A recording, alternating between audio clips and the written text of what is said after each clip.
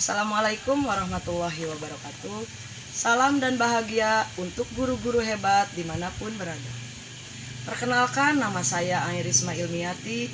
Saya guru biologi dan prakarya di SMA Negeri 7 Garut. Saya adalah guru yang sudah mengabdi selama 14 tahun sejak 2009 yang lalu.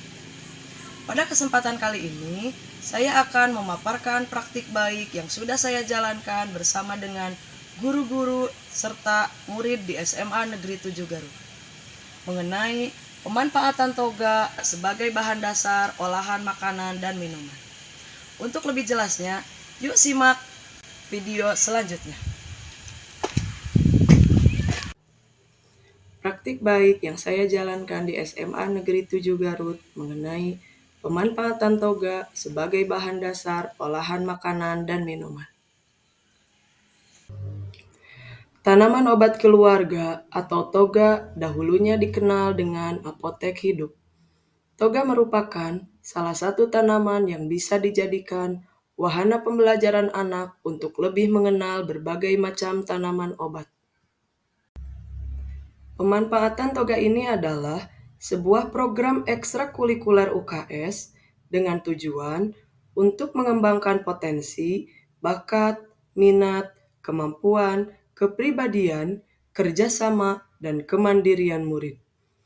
Program ini bisa dilakukan juga melalui kegiatan kurikuler yang diintegrasikan ke semua mata pelajaran seperti biologi, kimia, PJOK, PKWU, seni budaya, TIK, geografi, ekonomi, bahasa Indonesia, dan yang lainnya.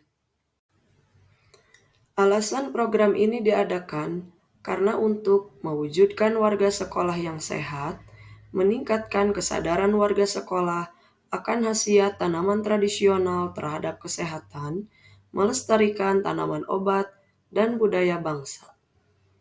Jika warga sekolah sehat, hal ini akan berpengaruh terhadap produktivitas warga sekolah. Mereka akan lebih semangat dalam melaksanakan kegiatan-kegiatan yang ada di sekolah, dan pada akhirnya akan mendukung terhadap kemajuan sekolah. Tantangan yang ada di lapangan, dari hasil wawancara bahwa sebagian besar peserta didik tidak mengetahui jenis-jenis tanaman obat yang ada di sekitar mereka, dan rendahnya tingkat kegemaran peserta didik terhadap jamu hasil pembuatan tanaman obat.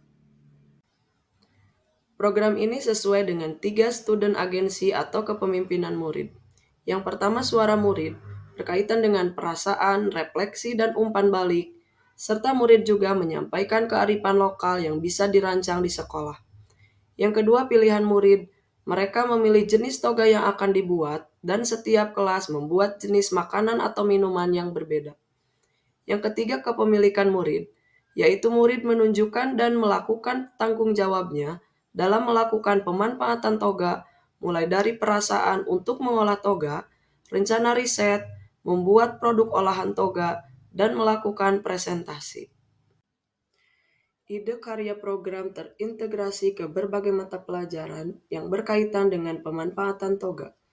Peserta didik tentunya mendapatkan berbagai pengalaman dari tugas proyek yang dijalankan setiap mata pelajaran sesuai dengan minat dan bakatnya.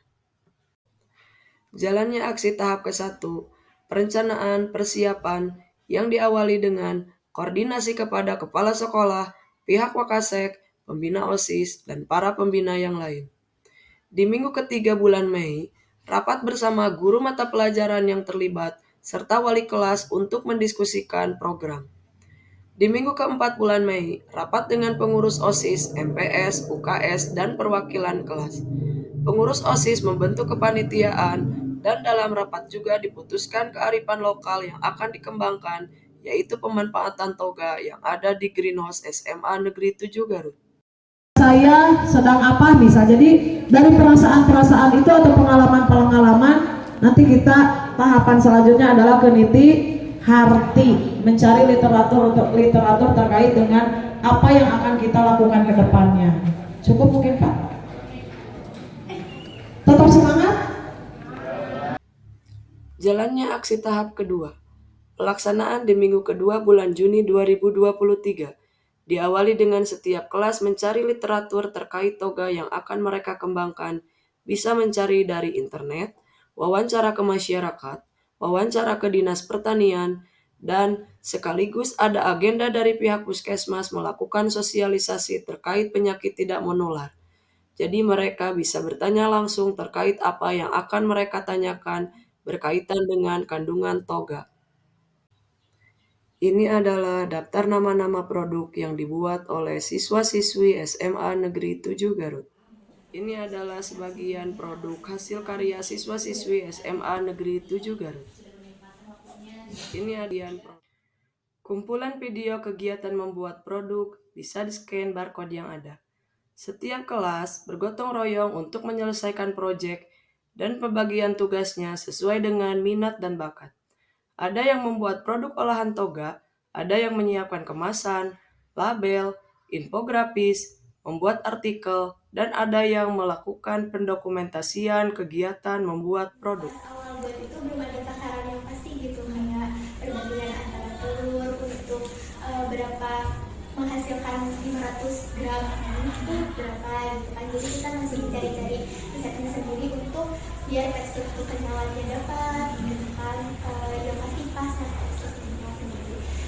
Terus mungkin dari rekan-rekan hasil juga masih ada gitu beberapa yang belum bisa ikut berpartisipasi secara penuh gitu terhadap sebagian besar gitu ya. sebagian besar terhadap proyek masa gini.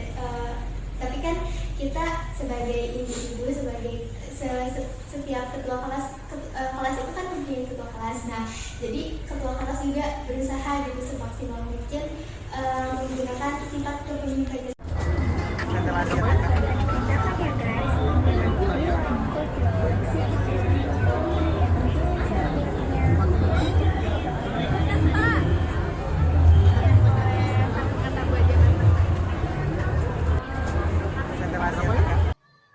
Jalannya aksi tahap ketiga mengenai refleksi, evaluasi, dan tindak lanjut.